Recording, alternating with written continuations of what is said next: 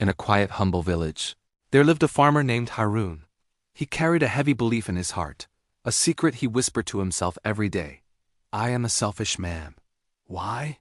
Because his thoughts were always consumed by survival, worrying about his next meal, the few coins in his pocket, and the leaky roof over his head. He thought that because he had so little, his focus on his own needs made him a bad person. But his village saw a completely different man. Every morning, Harun would work in his small field, his hands tired and his spirit low. Whenever he managed to save a little extra grain, a wave of guilt would wash over him. I should share this, he'd think, but I have almost nothing myself. When he'd tuck away a single precious coin, he'd condemn himself with a single word: selfish.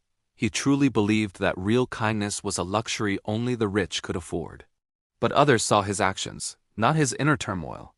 One sweltering afternoon, a weary traveler, weak with hunger, passed through. Without a second thought, Harun offered him half of his own meager lunch. The traveler looked at him with gratitude and said, "You are a kind man." Harun just shook his head, unable to accept the praise. "No, I'm just doing what little I can." On another occasion, his elderly neighbor fell ill and couldn't harvest her crops.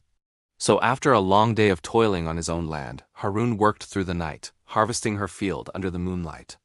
When she found out, she cried, telling him, "You are the most selfless person I know." Harun was just confused. How could they see him this way? The moment of truth came one stormy night.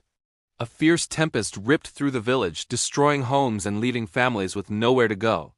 Harun immediately opened his tiny one-room hut, welcoming in as many people as he could.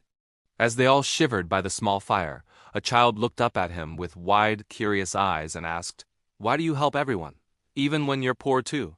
Harun paused. It was a simple question, but it hit him like a lightning bolt. For the first time, he didn't dismiss the thought, he truly listened.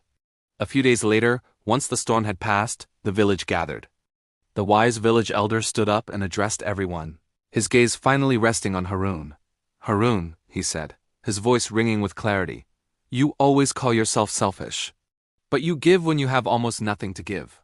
That is the purest, truest form of kindness."